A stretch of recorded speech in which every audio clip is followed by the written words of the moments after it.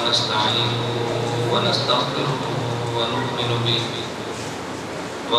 به ونتوكل عليه ونعوذ بالله من شرور أنفسنا ومن سيئات أعمالنا من يهده الله فلا مضل له ومن يضلل فلا هادي له ونعوذ بالله من الشيطان الرجيم بسم الله الرحمن الرحيم وما خلقت الجن والإنس إلا ليعبدون اللهم صل على محمد وعلى آل محمد كما صليت على إبراهيم وعلى آل إبراهيم إنك حميد مجيد اللهم بارك على محمد وعلى آل محمد كما باركت على إبراهيم وعلى آل إبراهيم إنك حميد مجيد سلام اس پر کہ جس نے بے قصوں کی دستگیری کی سلام اس پر کہ جس نے بے قصوں کی دستگیری کی سلام اس پر کہ جس نے بادشاہی میں فقیری کی سلام اس پر کہ اسرار محبت جس نے سمجھائے سلام اس پر کہ اسرار محبت جس نے سمجھائے سلام اس پر کہ جس نے زخم کھائے پھول برسائے سلام اس پر جو خون کے پیاسوں کو قبائیں دیتا تھا سلام اس پر جو خون کے پیاسوں کو قبائیں دیتا تھا سلام اس پر جو گالیاں سن کر بھی دعائیں دیتا تھا سلام اس پر کہ جس کے گھر نہ چاندی تھی نہ سونا تھا سلام اس پر کہ جس کے گھر نہ چاندی تھی نہ سونا تھا سلام اس پر کہ ٹوٹا ہوا بوریا جس کا بچھونا تھا سلام اس پر جو سچائی کی خاطر دکھ اٹھاتا تھا سلام اس پر جو سچائی کی خاطر دکھ اٹھاتا تھا سلام اس پر جو بھوکا رہ کے اوروں کو کھلاتا تھا سلام اس پر کہ جس نے بھر دی جھولیاں فقیروں کی سلام اس پر کہ جس نے بھر دی جھولیاں فقیروں کی سلام اس پر کہ جس نے کھول دی مشکل اسیروں کی نام محمد سے دلوں کو سرور ملتا ہے نام محمد سے دلوں کو سرور ملتا ہے نگاہ فکر کو تازہ شعور ملتا ہے بس نصیب کیسا بھی ہو واسطہ احمد کا دے کے نصیب کیسا بھی ہو وسیلہ محمد کا دے کے خدا سے جو بھی مانگے ضرور ملتا میرے نہایت واجب احترام بزرگوں مسلک اہل سنت والجماعت سے تعلق رکھنے والے نوجوان دوستوں اور بھائیوں سماعت فرمانے والی میری نہایت قابل صدر کرام ماں اور بہن میں نے آپ حضرات اور خواتین کی خدمت میں قرآن کریم کی ایک آیت کریمہ تلاوت کی ہے اللہ رب العزت مجھے اس کا صحیح مفہوم بیان کرنے کی اور سمجھانے کی توفیق عطا فرمائے اللہ رب العزت اپنے فضل و کرم سے بات سمجھ آئے تو اس کو قبول کرنے کی بھی توفیق عطا فرمائے قرآن کریم کی اس آیت کریمہ میں اللہ رب العزت جن و انس کو یہ بات ارشاد فرما رہے ہیں وَمَا خَلَقْتُ الْجِنَّ وَالْإِنسَ إِلَّا لِيَعْبُدُونِ کہ جن اور انس کو خدا نے عبادت کے لیے پیدا فرمایا ہے میں جنات کی بات نہیں کرتا کہ میرے مخاطب اور میرے سامعین جنات نہیں میرے مخاطب اور میرے سامعین انسان ہیں میں انسان کی بات کرتا ہوں اللہ رب العزت نے اعلان فرمایا کہ میں نے انسانوں کو عبادت کے لیے پیدا کیا ہے انسان مرد کو بھی کہتے ہیں انسان عورت کو بھی کہتے ہیں ہم بہت سارے الفاظ اپنی زبان سے استعمال کرتے ہیں لیکن ان الفاظ کا معنی جانتے اور سمجھتے نہیں ہیں جو لفظ ہم اپنی زبان سے ادا کرتے ہیں اور ان الفاظ کا معنی نہیں جانتے اور نہیں سمجھتے ان میں ایک لفظ انسان بھی ہے آپ حضرات اور خواتین کو تعجب ہوگا کہ ہم بھی انسان کا معنی نہیں جانتے تو کون جانتا ہوگا؟ نہ، بالکل ہمیں انسان کا معنی نہیں آتا۔ اگر انسان کا معنی آتا ہوتا تو بہت سارے مسائل میں ہم اختلاف ہی نہ کرتے۔ بعض اور اکثر مسائل میں اختلافات کی بنیاد کم علمی اور جہالت ہوتی ہے۔ جب آدمی کو جہالت کی جگہ پہ علم ملے تو پھر بندہ ان اختلافات کا شکار نہیں ہوتا۔ تو جو الفاظ بندہ زبان سے ادا کرتا ہے اور اس کا معنی نہیں سمجھتا، ان میں ایک لفظ انسان ہے۔ حضرت شاہ صاحب رحمۃ اللہ علیہ نے موضوع القرآن میں لکھا ہے، انسان اسے کہتے ہیں کہ جس کے اندر دو چیزیں پائی جائیں، نمبر 1 محسوس ہو، نمبر 2 ذو عقل ہو۔ اگر آپ اس کو پکڑنا چاہیں، آپ اس کو چھونا چاہیں تو چھو سکے۔ نمبر 2 آپ کو عقل سے کسی بات کو سمجھنا چاہے تو سمجھ سکے، اسے انسان کہتے ہیں۔ اب دیکھیں، جانور محسوس تو ہے لیکن جانور ذو عقل نہیں ہے۔ فرشتہ اور جن یہ محسوس نہیں، ذو عقل ہے۔ فرشتہ انسان ذو عقل، فرشتہ ذو عقل تو ہے مگر محسوس نہیں، اور جانور محسوس تو ہے ذو عقل نہیں۔ اس لیے فرشتے کو نوری مخلوق کہتے ہیں اور جانوروں کو انعام اور بہیمہ کہتے ہیں۔ لیکن انسان، یہ انسان ہے، یہ محسوس بھی ہے اور ذو عقل بھی ہے۔ اب یہ بات سمجھ آئے، آج میں حضرت عیسیٰ سے لے کر حضرت محمد رسول اللہ صلی اللہ علیہ وسلم تک تمام انبیاء کے بارے میں بڑی آسانی سے بات سمجھتا ہے کہ یہ سارے انبیاء انسان تھے۔ کیوں؟ محسوس بھی تھے، ذو عقل بھی تھے۔ پیغمبر کو خدا وجود ایسا نہیں دیتا کہ جس وجود کو بندہ ہاتھ لگانا چاہے تو نہ لگا سکے، اور عقل تو صرف پیغمبر کی کامل ہی نہیں بلکہ اکمل ہوتی ہے۔ اللہ نبی کو عقل کتنی دیتا ہے؟ دارالعلوم دیوبند کے 40 سالہ محتمم حضرت مولانا حکیم الاسلام قاری محمد طیب نور اللہ مرقدہ تعریف فرماتے ہیں، اللہ ایک نبی کی صحبت کی برکت سے ایک صحابی کو جو عقل عطا فرماتے ہیں، اگر اس صحابی کی عقل کی زکوٰۃ کو لے کے 40واں حصہ لے کے قیامت تک کے انسانوں پہ تقسیم کر دیا جائے تو قیامت تک آنے والے انسانوں میں کوئی بھی پاگل نہ ہو، اتنی عقل اللہ صحابی کو دیتا ہے۔ تو بتاؤ، جس نبی کی صحبت سے صحابی کو عقل ملتی ہے وہ نبی کتنا عقل والا ہوگا۔ تو نبی ذو عقل بھی ہے اور نبی محسوس بھی ہے۔ اس لیے ہم نے کہا انسان میں دو چیزیں ہیں، لیکن انسانوں میں مرد بھی ہے، انسانوں میں عورت بھی ہے۔ مرد بھی انسان ہے، عورت بھی انسان ہے۔ ان دونوں میں فرق کیا ہے؟ نمبر 1، مرد انسان کامل ہے، عورت انسان کمزور ہے۔ میں لفظ تو حدیث میں ہے کہ عورت ناقص ہے، لیکن ہمارے معاشرے میں اگر آپ ناقص کہیں گے تو ہماری مائیں اور بہنیں محسوس فرماتی ہیں ہمیں ناقص کہا۔ اگر کمزور کہیں گے تو کہتی ہیں ٹھیک ہے عورت ہے ہی کمزور۔ میں اس لیے لفظ بول آیا ہوں کہ اس لفظ پہ آپ کو الجھن نہ ہو اور خوشی سے الفاظ قبول فرما لیں۔ تو مرد بھی انسان ہے، عورت بھی انسان ہے۔ مرد انسان کامل ہے، عورت کمزور انسان ہے۔ اچھا، اس کی دو کمزوریاں اللہ کے پیغمبر نے بیان فرمائی ہیں۔ رسول اکرم صلی اللہ علیہ وسلم نے صحابیات رضی اللہ تعالی عنہن سے ارشاد فرمایا کہ عورتیں دین میں بھی کمزور ہیں، عورتیں عقل میں بھی کمزور ہیں۔ صحابیات نے پوچھا کہ یا رسول اللہ وہ کیسے؟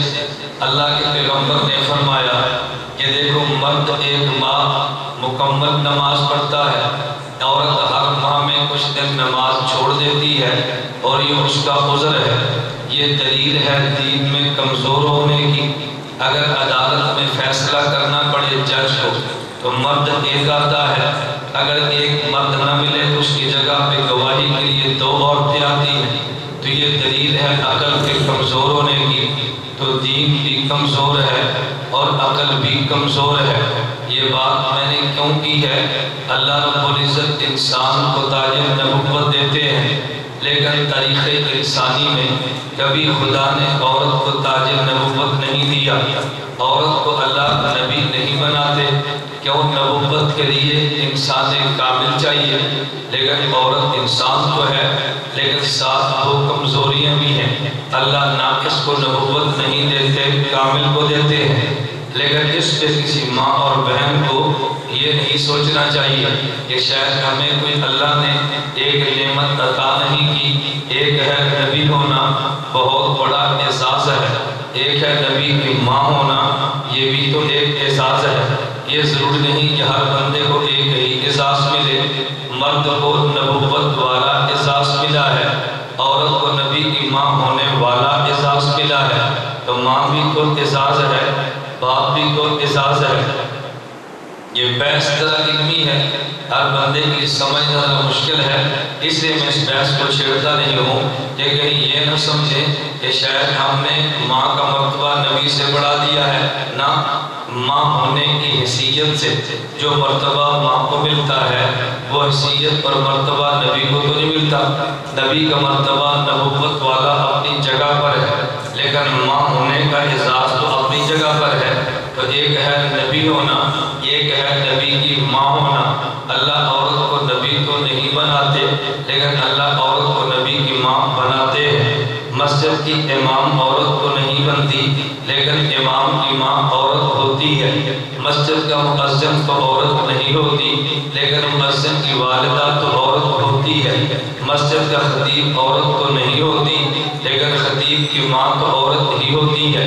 اگر یہ لاکھ بندے میں بیان کرے اور لوگ کہیں بہت بڑا خطیب ہے، لیکن اگر ماں آ گئی، اب خطابت ختم، اب اس کے سامنے ماں کے قدم ہے، اب اس کا اعزاز ماں کے قدموں میں جھکنا ہے، ماں کے سامنے خطابت کے جوہر دکھانا نہیں ہے۔ ایک آدمی بہت بڑا امام ہے، ٹھیک ہے، لوگوں کے لیے ہے، لیکن ماں کے لیے خطیب نہیں، ماں کے لیے تو بیٹا ہے۔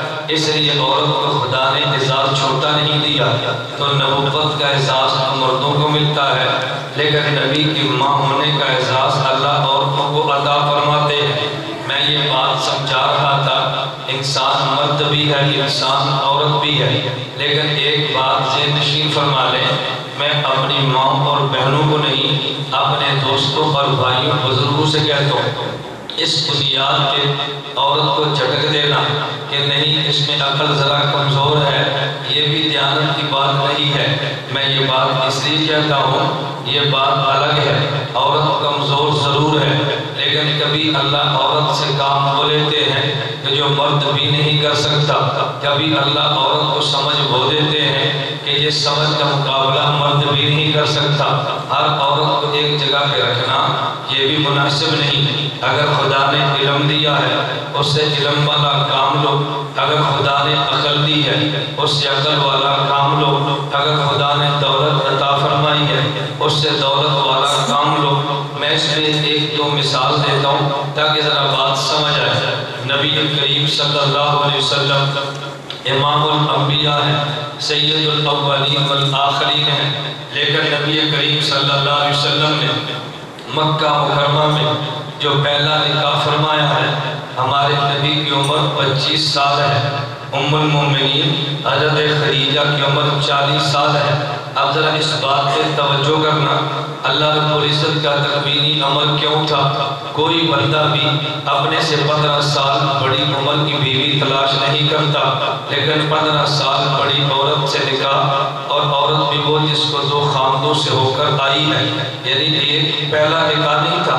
حضرت خدیجہ رضی اللہ عنہا اب اللہ کے پیغمبر کی بیوی بنی ہے، لیکن اس بیوی کے اعزاز دینے کی وجہ کہ جب میرے پیغمبر نے اعلان نبوت فرمایا ہے، حضور کی عمر 40 سال بنتی ہے، حضرت ام المومنین امی خدیجہ رضی اللہ عنہا کی عمر یہ 55 سال بنتی ہے۔ اب جب اللہ کے نبی نے اعلان نبوت کیا ہے، اس وقت نبی کو غمخوار بھی چاہیے تھا، اس وقت نبی پاک کو شفقت بھی چاہیے تھی، اللہ کا پیغمبر کو سہارا بھی چاہیے تھا۔ ایک بات ذہن نشین فرما لیں، آدمی جتنا بڑا ہو اس بڑے آدمی کو بھی چھوٹے چھوٹے سہارے چاہیے ہوتے ہیں۔ اگر چھوٹے سہارے نہ ہوں تو بڑا آدمی بڑے کام کبھی سر انجام نہیں دے سکتا۔ بڑا ہونا اپنی جگہ پر ہے لیکن چھوٹے چھوٹے سہارے ہونا اپنی جگہ پر ہے۔ اللہ کے پیغمبر نے اعلان نبوت کیا ہے، خدا کی توحید کا اعلان فرمایا ہے۔ مشرکین مکہ حضور کے مقابلے میں ہیں، پیغمبر کے چچا نبوت کے مقابلے میں ہیں، اللہ کے نبی کا خاندان مقابلے میں ہے۔ سہارا دینے والی ایک عورت ہے جسے ام المومن امی خدیجہ رضی اللہ عنہا کہتے ہیں۔ سہارا دینے والی عورت ایک عورت ہے جسے ام المومن امی خدیجہ کہتے ہیں، اور اس عورت نے نبی کو وہ سہارا دیا ہے کہ جب حضرت خدیجہ کا انتقال ہوا، اس سال کو عام الحزن کہتے ہیں کہ یہ غم والا سال تھا۔ حضور نے اس سے بڑا صدمہ نہیں دیکھا جو حضرت خدیجہ کے جانے پر ہے۔ اللہ کے نبی موجود ہیں، امی خدیجہ دنیا سے چلی گئی ہے۔ اس دلیل پہ ذرا غور کرنا، مدینہ منورہ میں اللہ کے نبی کا مزاج مبارک یہ تھا، اگر گھر میں گوشت ہوتا فرماتے خدیجہ کی فلاں سہیلی کو دے دو، خدیجہ کی فلاں سہیلی کو دے دو۔ اللہ کے نبی کثرت حضرت خدیجہ کا تذکرہ فرماتے۔ ام المومنین امی عائشہ رضی اللہ عنہا نے پوچھا کہ یا رسول اللہ، خدیجہ میں کون سی وہ خوبی ہے جو میرے اندر نہیں؟ آپ ہر وقت خدیجہ کا تذکرہ کیوں فرماتے ہیں؟ اللہ کے پیغمبر نے عجیب جواب دیا ہے، فرمایا یا عائشہ خدیجہ تو کانت ما کانت، خدیجہ کی میں کون کون سی خوبی بیان کروں؟ خدیجہ تو خدیجہ تھی، خدیجہ تھی۔ اب حضور پر پاک صلی نے کتنا حضرت خدیجہ رضی اللہ عنہ کی وجہ سے سکون پایا ہوگا، آپ ذرا تصور فرما سکتے ہیں۔ ادھر غزوہ بدر ہے، اللہ کے پیغمبر میدان جنگ میں ہیں، نبی کا داماد حضرت زینب رضی اللہ عنہ کا خامد ابو العاص ابھی کافر ہے، میدان جنگ میں حضور کے مقابلے میں ہے۔ کہ شاید آپ علم میں ہو کہ جنگ بدر میں نبی کے مقابلے میں نبی کا داماد آیا ہے، ابو العاص گرفتار ہو کر مدینہ منورہ آئے، تو لمبی بحث ہے، مشورہ ہوا، مشورے کے بعد طے یہ ہوا کہ جتنے بھی قیدی ہیں ان سے بطور فدیہ تعلیم لی جائے۔ ان قیدیوں سے بچیاں بس کرو گے، ان کو روکو ذرا، بچیوں کو روک دو، بس ادھر ہی ٹھہرے۔ ذرا توجہ رکھنا، میں نے تسلسل سے تھوڑی سی بات کہنی ہوتی ہے، ان کے آنے جانے سے پھر بات ذرا خیر میں نے بات سمجھا رہا تھا، آپ توجہ رکھیں۔ ابو العاص میدان جنگ میں ہے، حضرت زینب رضی اللہ عنہ کے خامد ہیں، گرفتار ہو کر آگے مشورہ یہ ہوا کہ ان قیدیوں میں جو پڑھے لکھے ہیں انہیں اس شرط پہ رہائی دے دو کہ مسلمانوں کے بچوں کو پڑھا دیں۔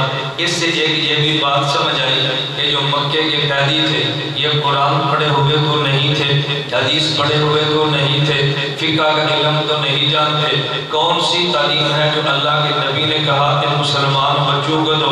وہ دنیا کی تعلیم تھی۔ تو معلوم ہوا کہ دنیا کی تعلیم حدود شریعت میں رہتے ہوئے حاصل کرنا جائز ہے، نبی نے تعلیم دلوائی ہے، لیکن فرمایا اب ان میں سے جو حدود جو تعلیم نہیں جانتے وہ کچھ اتنا مالی فدیہ دے تو آزاد ہو جائے۔ نبی پاک صلی اللہ علیہ وسلم کے داماد ابو العاص ہے، نبی کی بیٹی حضرت زینب ہے رضی اللہ عنہ، ابو العاص نے فدیہ دینے کے لیے مال منگوایا، اس مال میں وہ ہار آیا جو حضرت امی خدیجہ کے گلے میں تھا۔ امی خدیجہ نے بیٹی زینب کو نکاح کے وقت دیا تھا، جیسے ماں اپنی بیٹی کو ہدیہ دیا کرتی ہے۔ وہ جب ہاتھ اللہ کے نبی کے سامنے آیا، اللہ کے نبی نے ہاتھ کو دیکھا تو رونے لگ گئے۔ صحابہ نے پوچھا یا رسول اللہ کیا ہوا؟ فرمایا مجھے خدیجہ کا ہاتھ دے کر آج خدیجہ یاد آ رہی ہے، اگر تم اجازت دو تو میں ہاتھ واپس کر دوں۔ صحابہ نے یا رسول اللہ ہماری ماں اور باپ آپ پر قربان ہو، ہم سے پوچھنے کی کیا ضرورت ہے؟ فرمایا پھر بھی مشورے کی بات ہے، اگر تم کہو تو ہار واپس کر دو۔ جس ہاتھ کو دیکھ کے نبی کو جو بیوی یاد آتی ہوگی، بتائیں اس بیوی کا کیا کردار ہوگا، اس بیوی نے کیا کارنامے سر انجام دیے ہوں گے۔ معمولی بات نہیں ہے، مرد عورتوں کو تسلیاں دیتا ہے، مرد عورت کو سہارے دیتا ہے، مرد عورت کا غمسار بنتا ہے۔ امی خدیجہ نبی کی غمسار بنی ہے، امی خدیجہ نبی کو تسلیاں دیتی ہے، کبھی ورقہ بن نوفل کے پاس لے کر جاتی ہے، یہ دیکھو حضور نے اعلان نبوت کیا ہے، حضور بڑے پریشان ہیں، ورقہ ان کو تسلیاں تو دو، کبھی وہاں کبھی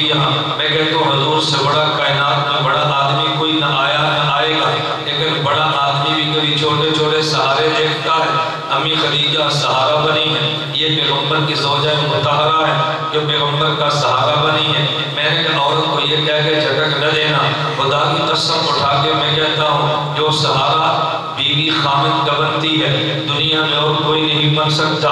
میں مردوں سے بھی کہتا ہوں، اپنی ماں اور بہنوں سے بھی کہتا ہوں، میرے اس جملے کو دل کی تختی پہ نوٹ کر لو، ساری دنیا کے دکھ ایک طرف اور صرف گھر کا سکھ ایک طرف، ساری دنیا کے سکھ ایک طرف، اکیلے گھر کا دکھ ایک طرف۔ پوری دنیا بندے کو خوشیاں دے اور گھر میں بیوی خوشی نہ دے تو بندہ جینے میں بیزار ہوتا ہے۔ پوری دنیا بندے کو دکھ دے دے اور گھر کی بیوی خوشیاں دے دے تو بندہ دنیا کے دکھ بھول جاتا ہے۔ کتنے بڑے بڑے لوگ ہیں، دنیا سلام کرتی ہے، دولت کی کمی نہیں ہے، لیکن پھر بھی کہتے ہیں مجھے مولانا گھر کی طرف سے کوئی سکھ نہیں ہے، اب بتاؤ میں کیا کروں۔ عموماً کئی مرد پھر دوسری شادی بھی کرتے ہیں، اللہ محفوظ فرمائے، کبھی باہر ناجائز تعلقات بھی بناتے ہیں، اس کی وجہ ان کو گھر سے جو آرام ملنا چاہیے وہ نہیں ملتا۔ اس کے جرم کے اندر برابر کی شریک وہ بیوی بھی ہے کہ جس نے خامد کو گھر والا سکون نہیں دیا، اس لیے تو یہ باہر چلا گیا۔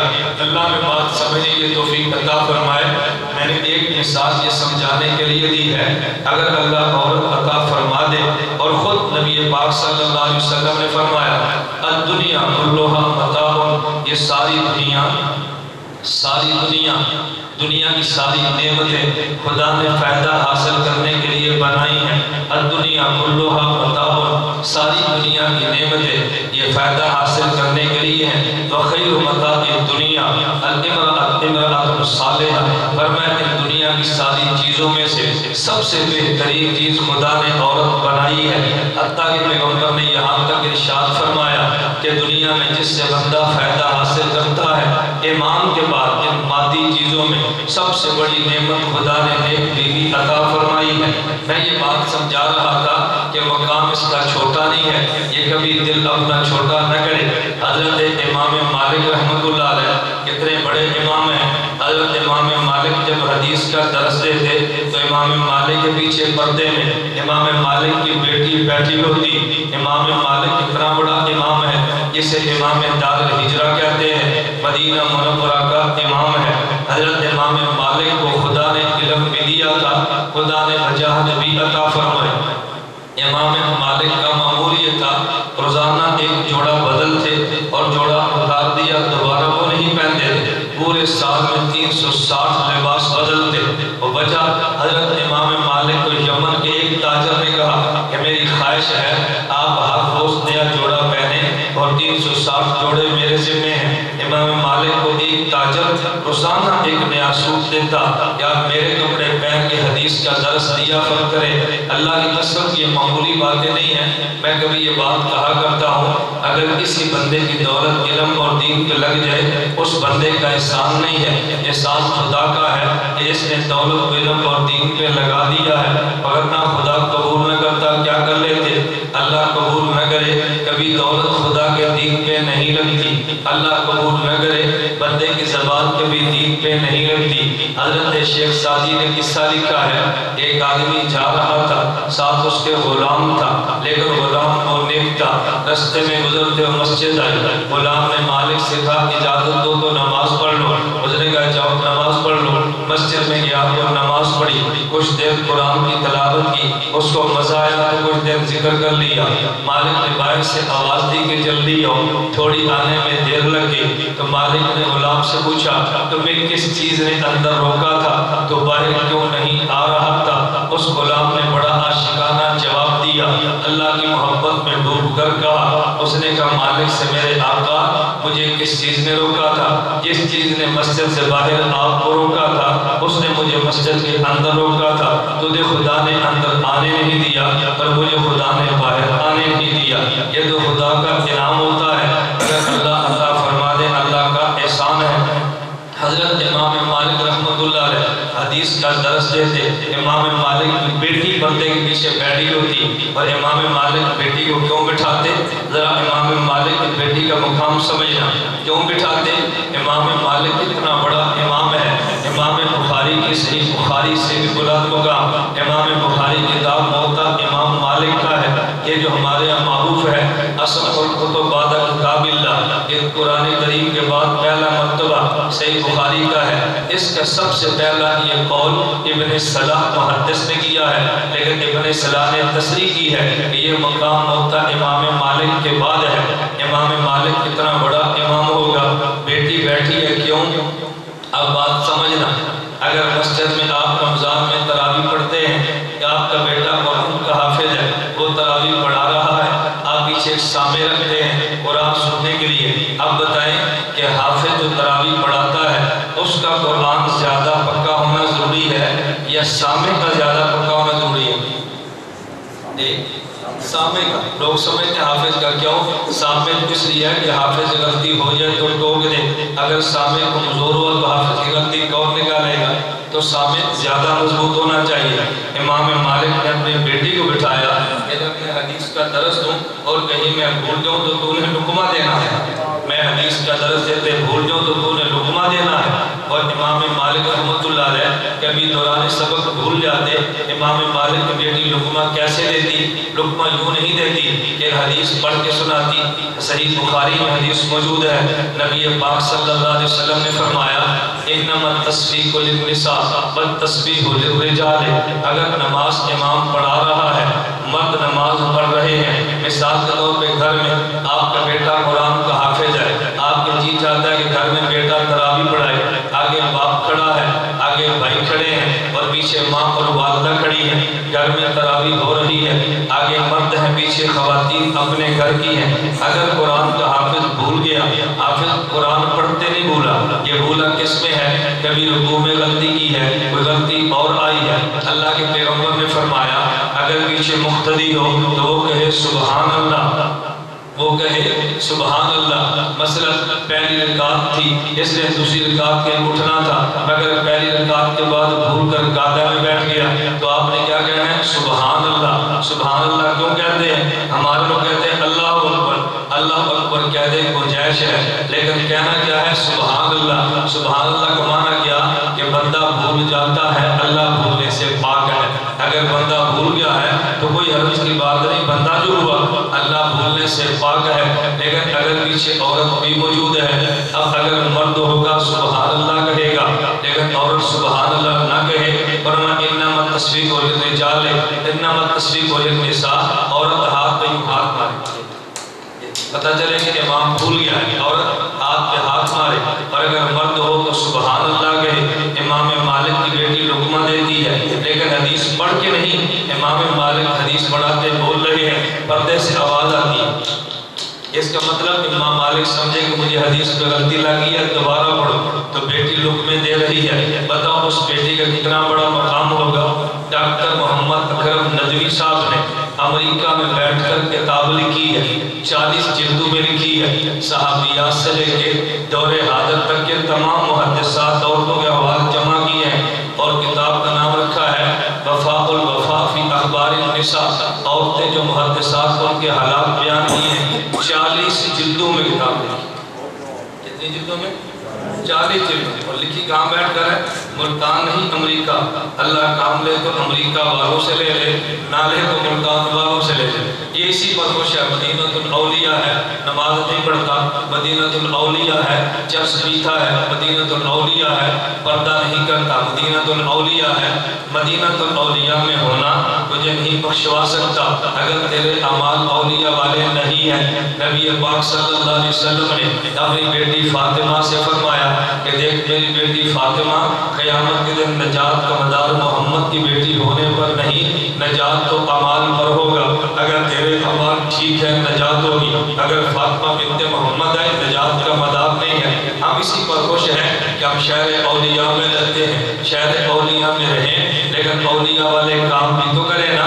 میں سمجھانے کے لیے بات کہتا ہوں، اگر میں غلط بات کہہ دوں تو مجھے آپ ٹوک کر سمجھا دیں کہ نہیں مولانا آپ سے غلطی ہوئی ہے۔ اب دیکھیں مسجد میں ہونا کتنا بڑا کام ہے، مسجد مبارک جگہ ہے، اگر آدمی مسجد میں رہے اور ناپاک بدن کے ساتھ رہے تو ثواب کے بجائے گناہ ہوگا۔ میری میں تو مسجد میں رہتا ہوں، مجھے پاک ہونے کی ضرورت ہی کیا ہے؟ بازار میں اتنا پاک ہونا ضروری نہیں جتنا مسجد میں پاک ہونا ضروری ہے۔ بندہ مسجد میں ہو تو نماز نہ پڑھے، بھائی میں تو مسجد میں رہتا ہوں، یہ تو مسجد نبی کی بیٹیاں ہیں، اس نے تو جنت میں جانا ہے تو میں بھی جاؤں گا، اس دلیل سے جنت میں نہیں جائے گا۔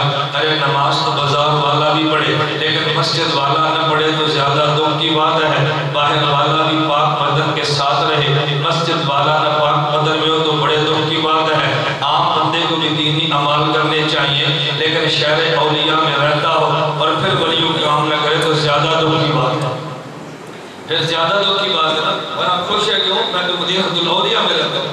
ارے بابا، مجھ جیسا بندہ جو مدینہ الاولیاء سے دور رہتا ہے، میرے اعمال میں کوتاہیوں سے درگزر ہونا چاہیے۔ یہ تو اولیاء کے شہروں سے دور رہتا ہے، اور جو ولیوں کے شہر میں رہتا ہو اور وہ جرم کرے، اس پر زیادہ دکھ ہونا چاہیے۔ خیر، میں سمجھا رہا تھا، میں نے ایک اور واقعہ عرض کیا، اب ایک اور واقعہ سمجھے۔ میں نے بات یہ سمجھا رہا تھا کہ دیکھو غمخوار عورت بنی ہے، اور کس کی غمخوار؟ اللہ کے نبی کی بنی ہے۔ اچھا، دوسری بات میں نے کہا امام مالک جیسا محدث موجود ہے اور لقمہ دینے والی ان کی بیٹی موجود ہے۔ لقمہ دینے والا بندہ ٹھیک ہونا، امام کبھی غلطیاں نہیں کرتا۔ قائد جمعیت حضرت مولانا مفتی محمود رحمۃ اللہ علیہ اپنے علاقے میں قرآن کریم تراویح میں پڑھا رہے تھے، اور اس وقت اپنے صوبہ سرحد کے وزیر اعلیٰ تھے۔ مفتی محمود رحمۃ اللہ علیہ نے تلاوت کی اور دوران تراویح بھول گئے، پیچھے حافظ نے قرآن کا لقمہ دیا۔ مفتی صاحب جب دو رکعت سے فارغ ہوئے تو سلام پھیرا، اور سلام کے بعد کھڑے ہو کے فرمایا کہ لوگوں، اللہ کا قرآن قیامت تک محفوظ رہے گا، اس قرآن میں تبدیلی نہیں ہو سکتی۔ لوگوں نے کہا عجیب بات ہے، ابھی تراویح بھی مکمل نہیں ہے۔ مفتی صاحب نے اچانک کون سا مسئلہ بیان فرمایا، پر میں دیکھو مجھے مفتی محمود کہتے ہیں، لوگ سمجھتے ہیں کہ پاکستان کا بہت بڑا عالم ہے اور میں اپنے صوبے کا وزیر اعلیٰ بھی ہوں، اس سے بڑی صوبائی سیٹ تو کوئی نہیں ہوتی، میں اپنے صوبے کا وزیر اعلیٰ بھی ہوں، اب اپنے علاقے کا خاندانی اعتبار سے بڑا آدمی بھی ہوں، اور جو میرے پیچھے سامنے کھڑا ہے یہ درزیوں کا بیٹا ہے۔ اگر وزیر اعلیٰ بھی قرآن غلط پڑھے تو درزی کہتا ہے جب تک میں زندہ ہوں وزیر اعلیٰ بھی قرآن غلط نہیں پڑھ سکتا۔ فرمایا یہ قرآن کا اعجاز ہے، وگرنہ غریب ہو کر وزیر اعلیٰ کو ٹوک دے ایسا کبھی نہیں ہو سکتا، لیکن غلط قرآن پڑھے گا درزی اور موچی بھی ٹوک رہا ہے کہ نا میں سب کچھ برداشت کر سکتا ہوں مگر غلط قرآن برداشت نہیں کر سکتا۔ سامنے اگر مضبوط ہو پھر غلطیاں کبھی نہیں ہوتی۔ میں تیسرا واقعہ عرض کر رہا تھا، عورتوں کو خدا نے تحمل بھی دیا ہے اور با کمال دیا ہے، خدا نے حافظہ بھی دیا ہے تو با کمال دیا ہے، اور بعض عورتوں کو عقل بھی دی ہے اور با کمال دی ہے۔ تاریخ میں ایک عجیب واقعہ لکھا ہے، یعنی ایک شخص تھا کہ جسے ابو حمزہ کے نام سے معروف تھا۔ ابو حمزہ نے نکاح اور شادی کی، ابو حمزہ کے یہاں ایک بیٹی ہے، ابو حمزہ کے یہاں دوسری بیٹی ہے، ابو حمزہ کے یہاں چوتھی بیٹی ہے۔ جب 4-5 بیٹیاں پیدا ہوئی، ہمارے یہاں معمول کیا ہے، اگر عورت بیچاری کے یہاں بیٹیاں ہوں اور بیٹا پیدا ہی نہ ہو تو لوگ کہتے ہیں عورت منحوس ہے، اس کو طلاق دے دو یا بندہ دوسرا نکاح کر لے، کیونکہ عورت منحوس ہے۔ عجیب بات یہ ہے، گناہ عورت کے کھاتے میں ڈال دیا۔ ابو حمزہ کی بیوی ہے، 1 2 3 4 بچیاں پیدا ہوں اور بیٹا ایک بھی نہیں ہے۔ ابو حمزہ نے بھی ارادہ کیا کہ میں اپنی بیوی کو فارغ کر دوں، ابھی تک زبان سے اظہار نہیں کیا، لیکن ابو حمزہ نے گھر آنا چھوڑ دیا۔ تاریخ میں لکھا ہے ابو حمزہ کی بیوی بڑی سمجھدار تھی اور بلا کی شاعرہ تھی، شعر کی نعمت بھی خدا نے دی تھی۔ ہمارے رسالہ ماہانہ نکلتا ہے، بناتے اہل سنت بچیوں کے لیے، ہم جہاں خوابوں کی تعبیر اس میں بتاتے ہیں، جہاں مسائل کا حل بتاتے ہیں، جہاں کچن کے مسائل بتاتے ہیں، ہم وہاں عورتوں کے لیے وہاں عورتوں کے لیے ہم کوشش ظرافت کے نام پہ ہلکے ہلکے لطیفے بھی دیتے ہیں، اور اسی طرح خواتین کے لیے کچھ شعر بھی نقل کرتے ہیں۔ یہاں عورت کا اپنا مزاج ہوتا ہے، تو جائز حد تک مزاج کی رعایت کرنا ہمارے ذمہ ہے، ناجائز ہو تو رعایت کبھی نہ کرو، لیکن جائز ہو تو رعایت کرنا خامد کے ذمہ ہے، اس کا ہمیشہ خیال رکھیں۔ ہم جائز طریقوں میں بھی کبھی عورت کا خیال نہیں کرتے۔ میں صرف ایک بات عرض کرتا ہوں، بات لمبی ہونے کے خوف سے میں پھر بات مختصر کر رہا ہوں، صرف ایک واقعہ آپ دور نبوت کا سمجھیں کہ عورت کا خیال کرنا مرد کے ذمہ کتنا ضروری ہے۔ قرآن کریم نے اعلان فرمایا، یا ایھا الذین آمنوا لا ترفعوا اصواتکم فوق صوت النبی، اے ایمان والو پیغمبر کی آواز سے کبھی اونچی آواز نہ نکالنا۔ اگر تم نے نبی کی آواز سے اونچی آواز نکالی اور ایسے خطاب کیا جیسے عام مردوں کو کرتے ہیں، خدا تمہارے اعمال برباد کر دیں گے۔ میرے شیخ حضرت مولانا حکیم محمد اختر دامت برکاتہ اللہ کی عمر میں برکتیں عطا فرمائے، اللہ صحت بھی عطا فرمائے۔ حضرت نے عجیب بات فرمائی، فرمایا عام بندوں کا حکم تو یہ ہے کہ نبی سے اونچی آواز نکالو گے اعمال ضائع ہو جائیں گے، لیکن یہ حکم عام آدمی کے لیے ہے، پیغمبر کی بیوی کے لیے نہیں ہے۔ وہ پیغمبر کی امتی بھی ہے، پیغمبر کی بیوی بھی ہے۔ کچھ اجازتیں بیوی کو ہوتی ہیں جو دوسروں کو نہیں ہوتی۔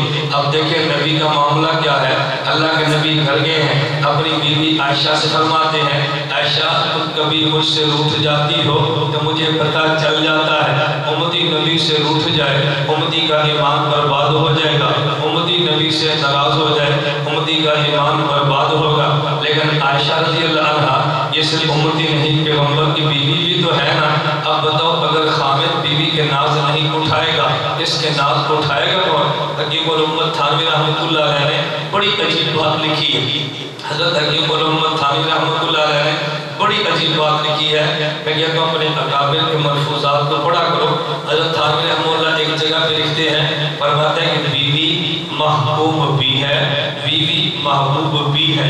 بیوی میں دو صفتیں اکٹھی ہیں۔ کیا مطلب؟ جب بیوی محکوم ہے، خامد حاکم ہے تو اس کو حاکمانہ طرز پہ بیوی سے معاملات رکھنے چاہیے، اور جب بیوی محبوب ہے اور یہ محب ہے تو بحیثیت محبوب وہ خود حاکم بنتی ہے۔ کیوں؟ بندہ جس سے پیار کرتا ہے اس کی باتیں بھی تو مانتا ہے نا۔ حیثیت محبوب کی دیکھو تو عورت کو چاہیے تمہاری بات مانے، حیثیت محبوبیت کی دیکھو تو مرد کو چاہیے عورت کی بات مانے۔ پر میں ان دو حیثیتوں کو لے کر چلنا یہ عام بندے کے بس میں نہیں ہے، اللہ ہی خدا علم بھی دے، اللہ تحمل بھی دے۔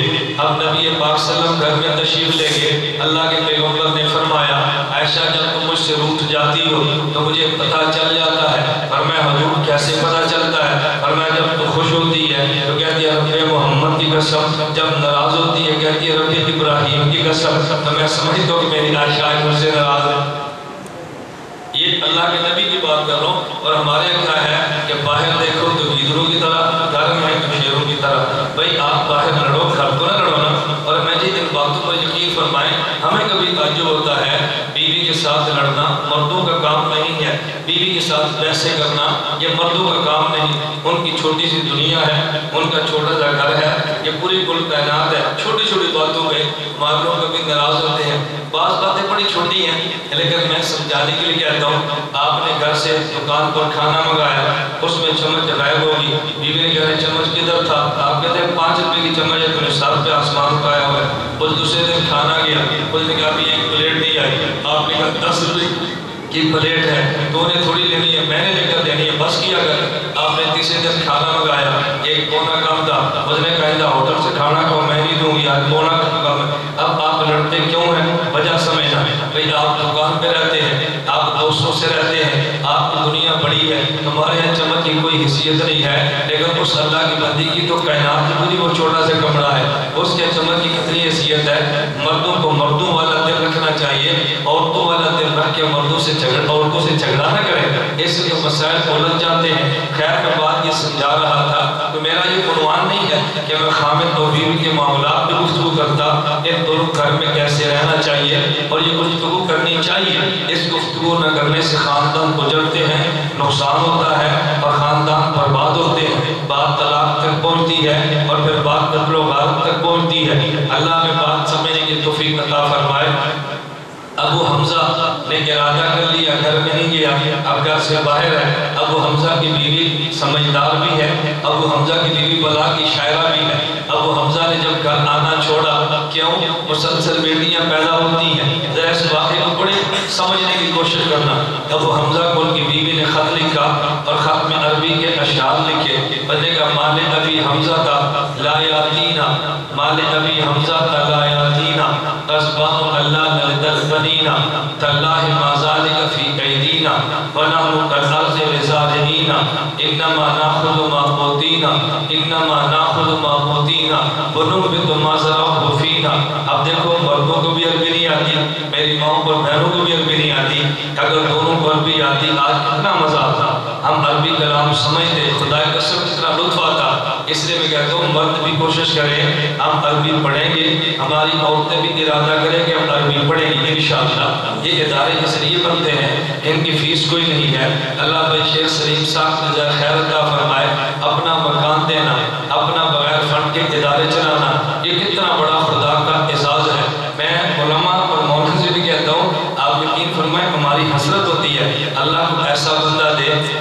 دین کا کام کریں، وہ کہتے خرچہ میرے ذمہ، کام تمہارے ذمہ۔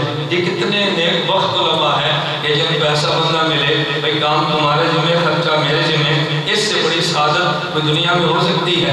خدا کی قسم یہ بہت بڑا اعزاز ہے ان علماء کا بھی، اور بہت بڑا اعزاز ہے بھائی سلیم کے لیے بھی کہ جن کی دولت اس کام پہ لگتی ہے، بس اللہ اس کو قبول فرما لے، اللہ اس کو قبول فرما لے۔ آپ ذرا چلے میں ترجمہ کرتا ہوں، بات سمجھنا۔ اس عورت نے عجیب بات لکھی، کہتے ہیں مال ابی حمزہ لا یاتینا، ابو حمزہ کو کیا ہوا؟ ہمارے پاس نہیں آتے، قصبان اللہ لد البنینا، ابو حمزہ تراز ہو گئے کہ ہمارے یہاں بیٹا پیدا نہیں ہوتا۔ اللہ ما ذالک فی ایدینا، اللہ کی قسم بیٹے کی پیدائش تو ہمارے اختیار میں نہیں ہے۔ نحن کالارض للزارعین، ہماری مثال زمین کی ہے، تمہاری مثال کسان کی ہے۔ انما ناخذ ما اوتینا، زمین وہی بیج لیتی ہے جو کسان نے ڈالا ہوتا ہے۔ وننبت ما ذرعه فینا، اور بیج میں سے وہی پودا نکلتا ہے جو بیج کسان نے ڈالا ہوتا ہے۔ اگر بیٹی ہے تو قصور میرا ہے یا تیرا ہے؟ اگر بیٹی ہے تو قصور میرا ہے؟ بتاؤ اتنی بڑی اس عورت نے جواب کی بات کی ہے، وہاں تک مرد بھی نہیں پہنچتا۔ میں نے یہ واقعہ کیوں سنا ہے؟ یہ کیا کہ مت جھٹکنا، یعنی یار یہ عورت ہے، یہ کیا کہ مت جھٹکنا، یہ اسلام کا طریقہ نہیں، یہودیت کا طریقہ ہے عورت کو جھٹک دینا۔ اور خدا کی قسم میں اٹھا کے کہتا ہوں میرے پیغمبر نے ایسے یہودیت کے غلط رسم و رواج کو ادھیڑا ہے، بندہ سوچ بھی نہیں سکتا۔ میں صرف ایک واقعہ عرض کرتا ہوں، آپ ذرا اس بات کو سمجھیں۔ نبی کریم صلی اللہ علیہ وسلم کی آمد سے قبل یہود میں کیا مزاج تھا کہ جب عورت کے ماہواری کے دن آگے ہیں، عورت نے کھانا بھی الگ ہے، عورت نے پینا بھی الگ ہے، عورت نے رہنا بھی الگ ہے، عورت مرد کے لیے اچھوت بن گئی ہے جب عورت کے ماہواری کے دن ہے۔ اور میرے پیغمبر نے رواج کیسے توڑا ہے؟ امی عائشہ رضی اللہ عنہا فرماتی ہیں میرے ماہواری کے دن ہے، اللہ کے نبی پیالہ دودھ اور پانی کا لیتے، مجھے کہتے عائشہ پیو، جہاں سے میں پیا پیتی اسی جگہ میں پیغمبر اپنے ہونٹ لگا کر پیتے۔ پیغمبر نے عمل سے غلط رواج توڑے ہیں۔ یہودیت کا مزاج اور تھا، ہمارے پیغمبر کا مزاج اور تھا۔ نبی نے کیسے تعلیم دی ہے، اور میں عائشہ مسواک تم چباؤ اور چبا کر مجھے مسواک دو۔ امی عائشہ مسواک چباتی ہیں، اللہ کے نبی اسی سے مسواک فرما رہے ہیں۔ نبی نے رواج کیسے توڑا ہے؟ میں ایک مثال اور پیش کرتا ہوں۔ حضرت ایک واقعہ لکھا ہے فقی ابو ثور بغدادی کے بارے میں، کہتے ہیں ایک عورت محدثین کے پاس گئی۔ اس سے ایک مسئلہ یہ بھی سمجھ آئے گا، کبھی ہمارے پاس نادان اور کم علم تو سوال کرتے ہیں اور یہ قرآن بھی موجود ہے، حدیث بھی موجود ہے، پھر تمہیں فقہ کی کیا ضرورت پیش آئی ہے؟ میں بات تو اور کہنا چاہتا ہوں لیکن اس سے یہ مسئلہ بھی حل ہوگا۔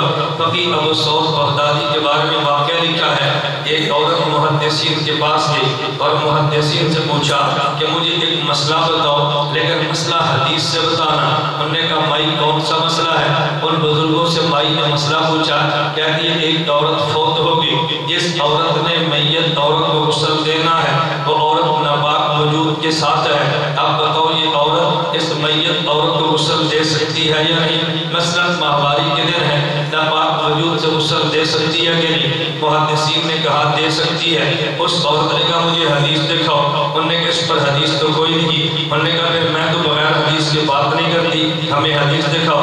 فقی ابو ثور بغدادی موجود تھے۔ محدثین نے کہا امی یہ جو مسئلہ تو نے پوچھا ہے نہ، اس عورت نے مسئلہ پوچھا تو محدثین نے کہا مسئلہ حدیث میں ہے ہی نہیں، ہم تمہیں کہاں سے بتائیں؟ عورت نے کہا جی مسئلہ پیش آ گیا، اب ہم کہاں جائیں؟ وہ محدثین نے فرمایا کہ وہ فقی ابو ثور بغدادی ہے، ان سے جا کے مسئلہ پوچھ، تیرے مسئلے کا محدث نہیں فقی اور مفتی دے گا۔ عورت وہاں پہ گئی، فقی ابو ثور بغدادی سے پوچھا حضرت فوت ہونے والی عورت ہے جس نے غسل دینا وہ بھی عورت ہے، جو کہ عورت کو عورت ہی نے غسل دینا ہے۔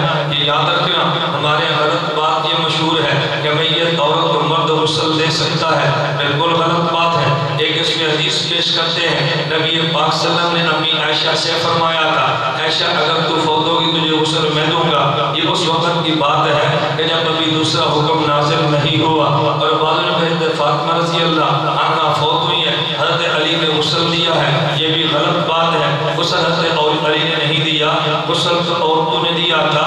حضرت علی اور غسل دینے والی عورتوں کو پانی دے رہے تھے، پانی دینا اور بات ہے اور کسی غسل دینا اور بات ہے۔ حضرت علی نے غسل نہیں دیا، غسل دینے والوں کے ساتھ تعاون کیا ہے۔ تعاون کرنا اور ہے اور غسل دینا اور ہے۔ اس لیے کبھی روایات میں آتا ہے حضرت علی بھی ان کے غسل کے اندر شریک تھے۔ شریک ہونے کا مطلب یہ نہیں ہوتا، میں مثال دیتا ہوں، یہ آپ کا مثلا مدرسہ بنا ہے، اس میں مستری بھی کام کرتا ہے، مزدور بھی کام کرتا ہے، انجینئر بھی کام کرتا ہے۔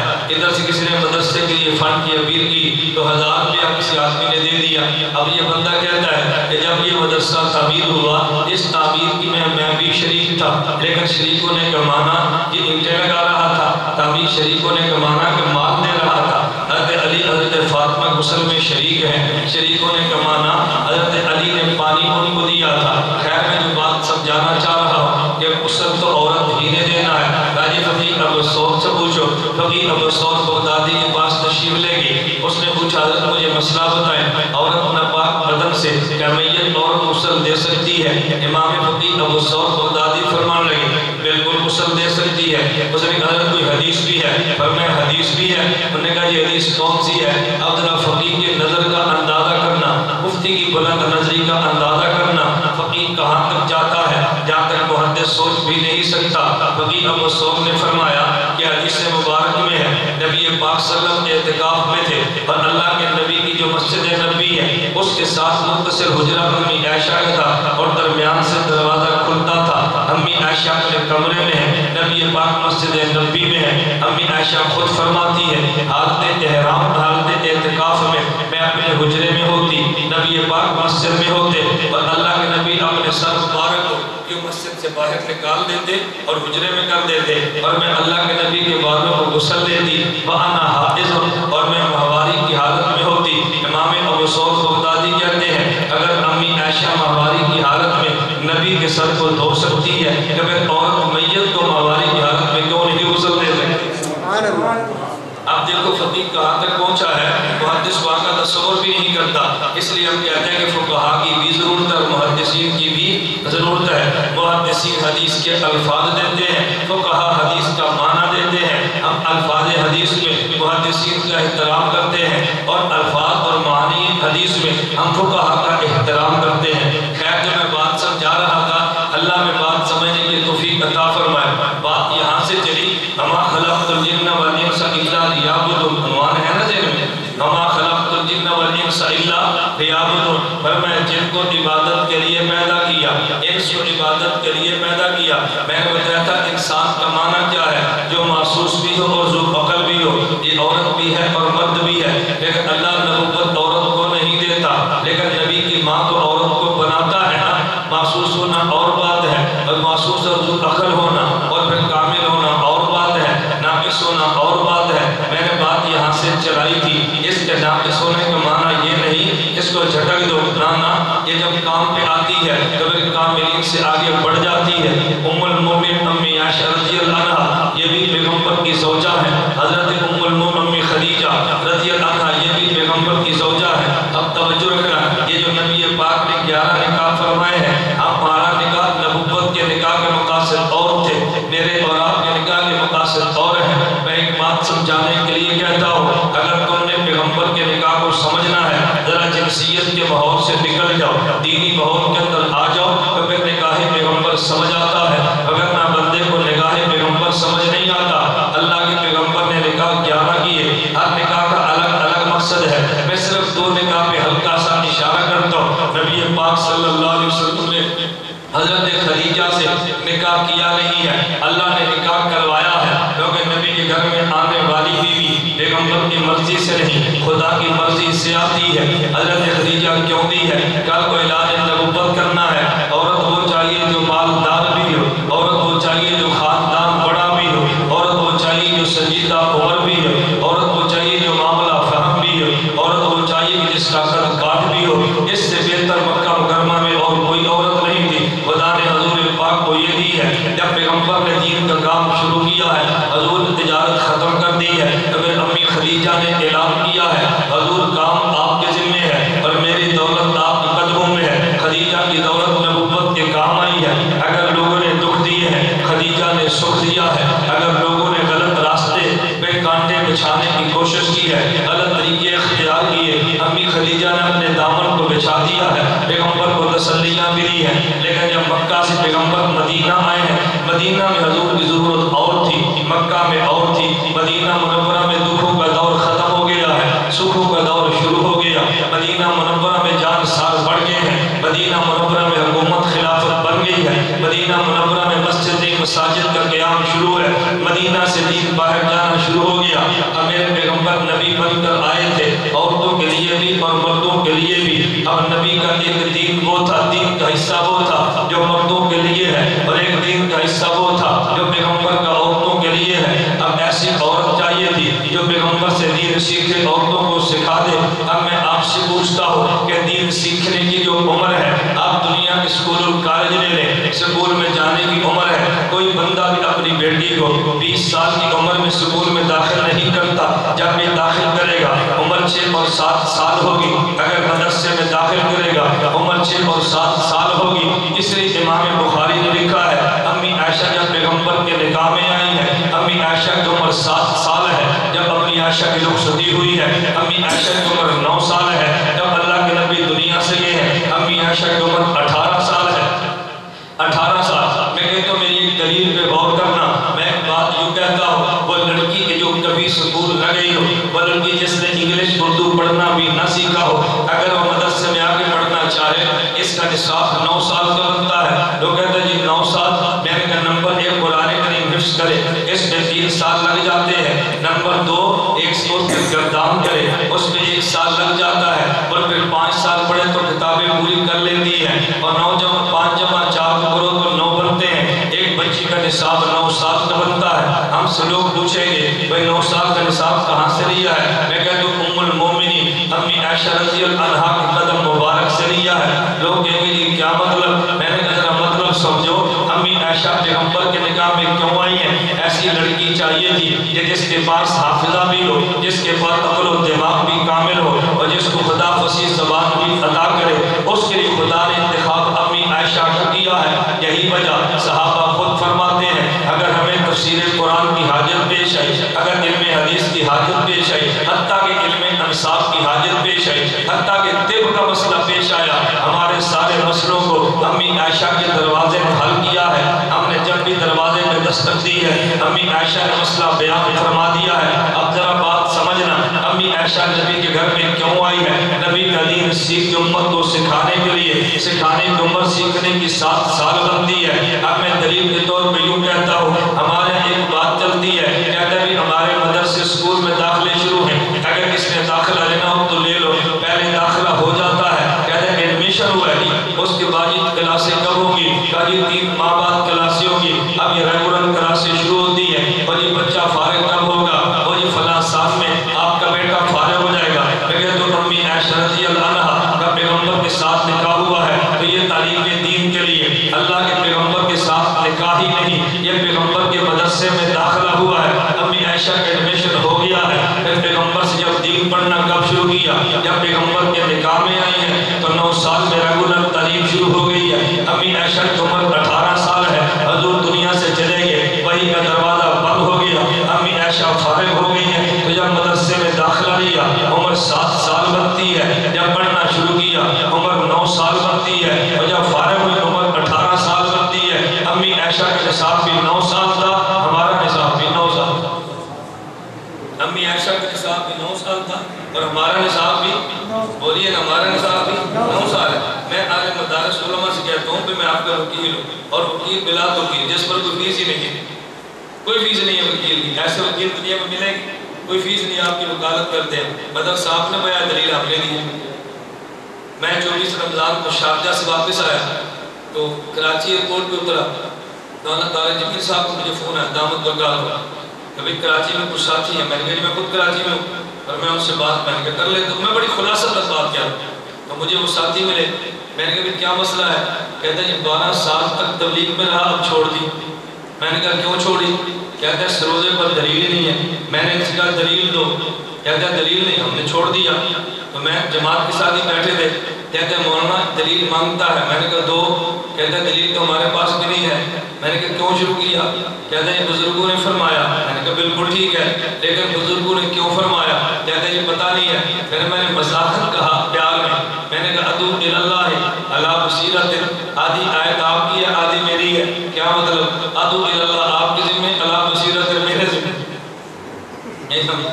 میں نے کہا اس روزہ آپ کے ذمہ، اس روزے کی دلیل میرے ذمہ. وہ کہتا ہے آپ بتائیں دلیل ہے؟ میں نے کہا بالکل ہے.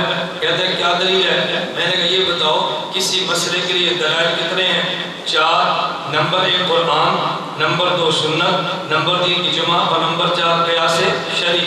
4 دلائل ہیں. کہتا ہے چاروں کو مانتا ہوں. میں نے کہا صحیح بخاری میں حدیث ہے، نبی پاک صلی اللہ علیہ وسلم نے فرمایا کہ 5 نمازیں پڑھو ثواب 50 کا ملتا ہے.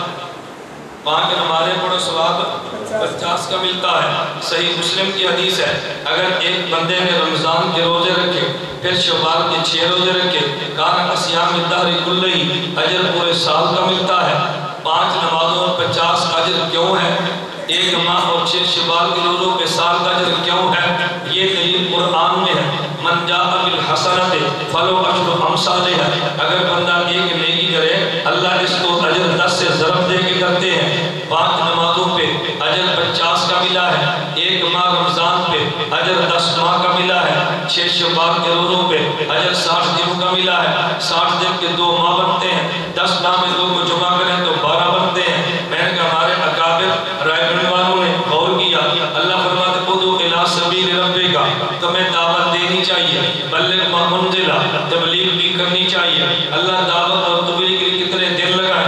اللہ نے حساب تو دیا نہیں ہے. اگر آپ کہیں پورا مہینہ تبلیغ کرو تو لوگ کہیں گے بیوی کا کیا بنے گا، بچوں کا کیا بنے گا، کاروبار کا کیا بنے گا، اسکول کالج کا کیا بنے گا، دفتر کے نظام کا کیا بنے گا. ہمارے اکابر نے اس کام کو پھر نماز و روزے پر قیاس فرمایا ہے. فرمایا بھی 5 نمازوں اجر 50 کا ہے، 10 گنا اجر بڑا ہے.